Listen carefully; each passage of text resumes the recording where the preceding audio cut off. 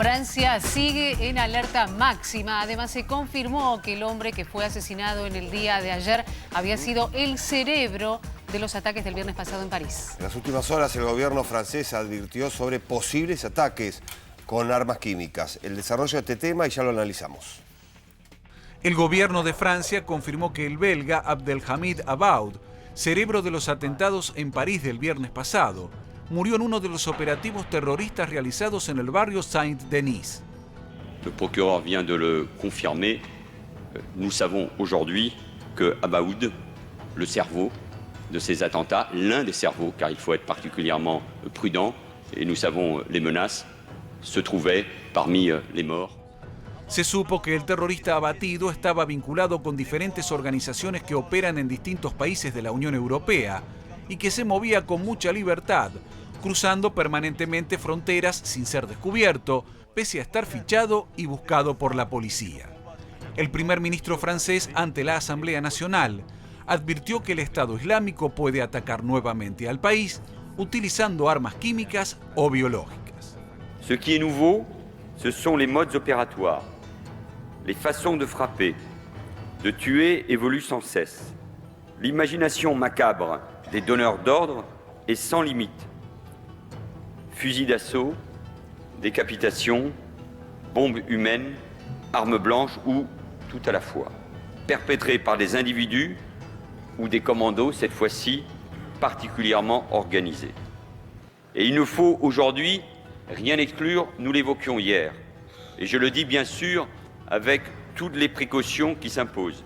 Mais nous le savons, et nous l'avons à l'esprit. Il peut y avoir aussi le risque d'armes chimiques ou bactériologiques.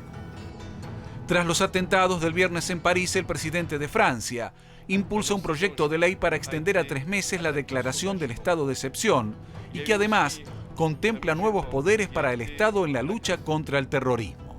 Estas facultades apuntan a recortar derechos civiles y Hollande pretende incorporarlas a la Constitución de Francia.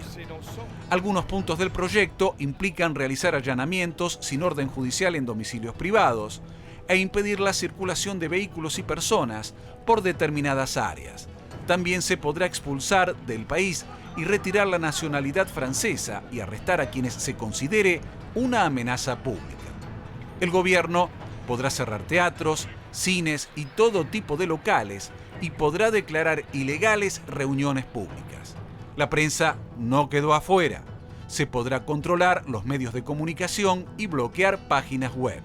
Estas medidas cuentan con la aceptación de más del 90% de los franceses que siguen observando nuevos videos grabados de los atentados en París que dejaron un saldo de 129 muertos.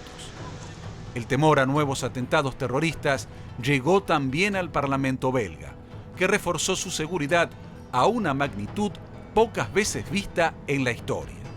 El ejército islámico no deja de amenazar. Se difundió otro mensaje del grupo advirtiendo sobre un ataque en el Times Square en Nueva York. Las medidas de seguridad están en alerta en todo el mundo. Tras los atentados, París intenta mostrarse con su ritmo habitual y empiezan a aparecer los adornos que anticipan las cercanías de las fiestas de Navidad y fin de año, que esta vez toman una dimensión especial en los colores de la bandera.